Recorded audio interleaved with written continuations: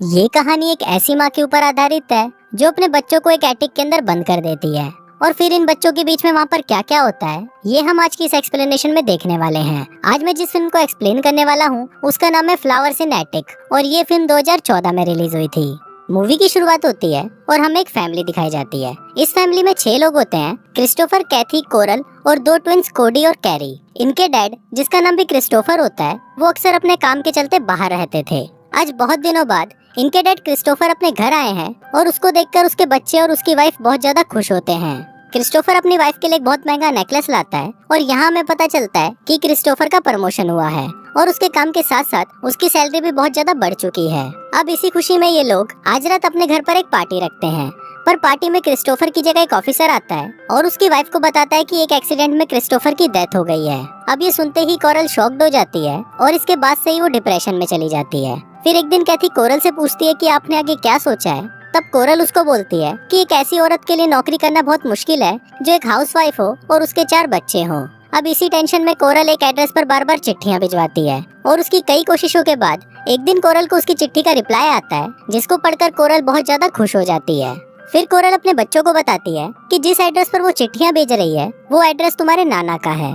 इस पर कैथी उससे पूछती है कि आपने तो बताया था कि हमारे कोई नाना नहीं है, जिस पर कोरल उसे बोलती है कि तुम्हारे डैड और मैंने भागकर शादी की थी, जिसके बाद से तुम्हारे नाना और नानी हमसे नफरत करने लगे थे, इसलिए तुम्हारे पापा नहीं चाहते थे कि तुम लोगों को इस बारे में पता चले। कोरल उनको ये भी बताती है कि मेरे लिए 4 बच्चों का बोझ उठाना बहुत ही मुश्किल है और तुम्हारे नाना बहुत ही अमीर हैं, इसलिए हमें आज ही वहाँ के लिए निकलना होगा। फिर जब ये लोग वहाँ पर पहुँचते हैं तो बच्चों को वो जगह बिल्कुल भी अच्छी नहीं लगती, क्योंकि वो जगह बहुत ही सुनसान और डरावनी थी। तभी वहाँ पर हम कोरल की माँ ओलिविया को देखते हैं, जो बहुत ही ज्यादा खड़ूस होती है और वो उनको बोलती है कि मुझे इस घर में किसी भी बच्चे की चिल्लाने की आवाज नहीं आनी चाहिए और तुम्हें यहाँ पर रहने के लिए मेरे सभी रूल्स को मानना होगा, और अगर किसी ने भी मेरी बात नहीं मानी तो तुम सबको इस घर से बाहर निकाल दिया जाएगा। वो बच्चों को बोलती है कि जब तुम्हारी माँ यहाँ से चली जाएगी तो मैं तुम्हें इस रूम में लॉक कर दूंगी ताकि तुम लोग यहाँ से बाहर ना निकल सको, क्योंकि तुम्हारे नाना को अभी तक ये नहीं पता कि तुम यहाँ पर हो। अब ये सुनते ही कैथी अपनी माँ से पूछती है कि आपने नाना को हमारे बारे में क्यों नहीं बताया। तब कोरल उसे बताती है कि तुम्हारे नाना तुम्हारे डैड से बहुत ज्यादा नफरत करते थे, पर अब वो बहुत बूढ़े हो चुके हैं और कभी भी टपक सकते हैं और उनके टपकते ही सारी प्रॉपर्टी हमारी हो जाएगी। अब बच्चों के पास और कोई ऑप्शन नहीं था, इसलिए वो अपनी माँ की बात मान लेते हैं। इसके बाद वो खड़ूस नानी उन बच्चों को इस घर के रूल्स बताती है। वो बताती है कि तुम लोग इस रूम से बाहर नहीं जा सकते और तुम्हें दिन का 3 बार का खाना दे दिया जाएगा और लड़का लड़की एक साथ एक बाथरूम को इस्तेमाल नहीं कर सकते, और अगर छोटे बच्चों को खेलना है तो ऊपर एटिक है और वो वहाँ खेल सकते हैं। फिर जब ओलिविया वहाँ से चली जाती है तो वो सभी लोग एटिक देखने के लिए ऊपर जाते हैं, पर बच्चों को वो जगह बिल्कुल भी पसंद नहीं आती क्योंकि वो जगह बहुत ही गंदी थी। फिर एक दिन जब बच्चे ऊपर चिल्ला रहे होते हैं तभी वहाँ पर उनकी नानी आ जाती है। अब क्योंकि इन बच्चों ने रूल्स तोड़ा था तो इनको सजा तो मिलनी थी, पर कोरल अपने बच्चों की सारी गलती अपने ऊपर ले लेती है, जिस वजह से सजा भी कोरल को मिलती है। फिर ओलिविया कोरल की पीठ पर चाबुक से बहुत मारती है और सभी बच्चों को उसके निशान दिखाती है। फिर जाने से पहले ओलिविया उनको बोलती है कि तुम सब शैतान के बच्चे हो, और ये बोलकर वो वहाँ से चली जाती है। फिर अगले दिन कैथी अपनी मॉम से पूछती है कि नाना और नानी डैड से इतनी नफरत क्यों करते हैं, जिस पर कोरल उसे बताती है कि तुम्हारे नाना मेरे काफी करीब थे, वो ज्यादातर मेरे साथ ही रहा करते थे, जिस वजह से वो तुम्हारी नानी को ज्यादा टाइम नहीं दे पाते थे और इसी कारण वो मुझसे चिढ़ने लगी। फिर एक दिन तुम्हारे नाना अपने भाई को यहाँ पर लेकर आए, जो रिश्ते में मेरे अंकल लगते थे और उनके मॉम और डैड की डेथ हो चुकी थी। वो लड़का दिखने में बहुत ज्यादा अच्छा था, जिस वजह से मैं उसे पसंद करने लगी और फिर एक दिन हम दोनों ने भागकर शादी कर ली, जिसके बाद से तुम्हारे नाना ने मुझे जायदाद से निकाल दिया और वो हम दोनों से नफरत करने लगे। अब काफी हफ्ते बीत जाते हैं पर कोरल अपने बच्चों से मिलने नहीं आती, इसलिए कैथी दिनों को काउंट करने के लिए दीवार पर एक कैलेंडर बनाती है।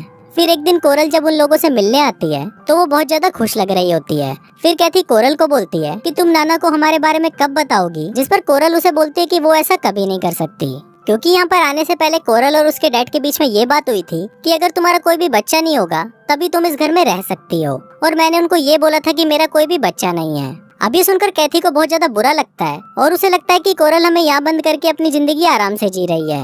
अब कैथी अपने छोटे बहन भाइयों का माँ की तरह ख्याल रखती है, क्योंकि कोरल उनसे काफी हफ्तों तक मिलने नहीं आती, और फिर एक दिन जब वो उनसे मिलने आती है तो वो उनके लिए नए कपड़े और गिफ्ट्स लेकर आती है। पर इन बच्चों के लिए इन गिफ्ट्स का कोई मतलब नहीं था, क्योंकि वो अपनी जिंदगी एक कमरे के अंदर घुट घुट कर जी रहे थे।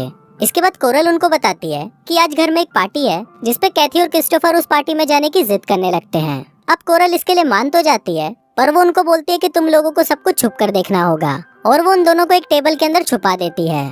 फिर वहाँ कैथी देखती है कि उसकी माँ पार्टी में बहुत ज्यादा खुश लग रही है, और वहीं हमें कोरल के फादर भी दिखाए जाते हैं जो कि व्हील चेयर पर होते हैं। फिर जब पार्टी खत्म होने वाली होती है तो कैथी और क्रिस्टोफर अपनी माँ को किसी अनजान आदमी को किस करते हुए देखते हैं। ये देखते ही कैथी वहाँ से चली जाती है, पर क्रिस्टोफर को वो घर देखना था, इसलिए वो पूरा घर देखने के लिए चला जाता है। पर जब ये बात कोरल को पता चलती है तो क्रिस्टोफर की इस गलती पर कोरल उसे मारने लगती है। फिर एक दिन कैथी क्रिस्टोफर को एक गंदी किताब पढ़ते हुए देख लेती है, और फिर बाद में वो इस बारे में कोरल को बताती है, जिस पर कोरल उसे बोलती है कि लड़का और लड़की की बॉडी में उम्र के साथ साथ कई तरह के चेंजेस होते हैं, और ये बोलकर वो कैथी को एक ड्रेस पहनने के लिए देती है। फिर जब कैथी उस ड्रेस को ट्राई कर रही होती है तभी वहाँ पर क्रिस्टोफर आ जाता है, और कैथी को इस तरह देखकर उसके मन में फीलिंग्स जागने लगती है। लेकिन तभी वहाँ पर उनकी नानी आ जाती है, और उसको लगता है कि ये भाई बहन तो आपस में ही लगे हुए हैं। फिर ओलिविया कैथी को सजा के तौर पर उसके बाल काटने को बोलती है, और अगर उसने ऐसा नहीं किया तो उन्हें एक हफ्ते तक खाने को कुछ नहीं मिलेगा। पर कुछ टाइम बाद वो उनको खाने के लिए खाना दे देती है, पर वो रात को कैथी के बालों पर टार लगा देती है, जिस वजह से क्रिस्टोफर को कैथी के बाल काटने पड़ते हैं। पर इसी दौरान वो काफी ज्यादा क्लोज आ जाते हैं, और उन दोनों के लिए ही एक दूसरे में फीलिंग्स जागने लगती है। अगले सीन में हम कोरल को देखते हैं, जो अपने बच्चों से मिलने वहाँ पर 4-5 महीनों बाद आती है, और वो अपने बच्चों को बताती है कि उसने शादी कर ली है, और वो 4-5 महीनों से हनीमून पर थी, जिस वजह से वो उनसे मिलने नहीं आ पाई। अब ये सुनकर क्रिस्टोफर और कैथी को बहुत ज्यादा गुस्सा आता है, और वो इस बात के लिए कोरल के ऊपर भड़कने लगते हैं। पर कोरल उनको शांत करने के लिए ओलिविया के हाथों उनके लिए डोनट्स भिजवाती है।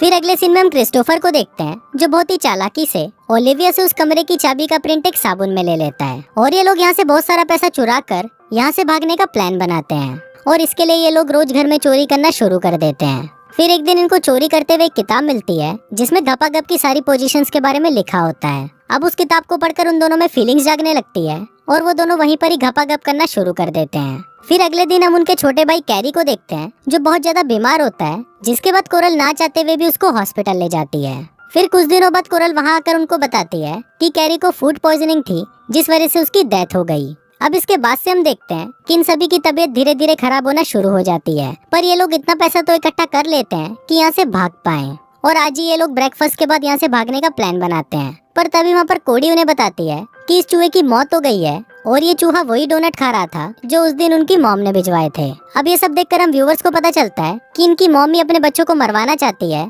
ताकि वो अपनी बाकी की जिंदगी अपने नए हस्बैंड के साथ आराम से जी सके। फिर थोड़ी देर बाद वहाँ पर ओलिविया आ जाती है, जिसको देखकर वो तीनों बच्चे वहाँ से भागने लगते हैं। ओलिविया लोगों को रोकने की कोशिश करती है, पर ये लोग वहाँ की लाइट्स बंद कर देते हैं, क्योंकि उनको पता था कि ओलिविया को अंधेरे से बहुत डर लगता है।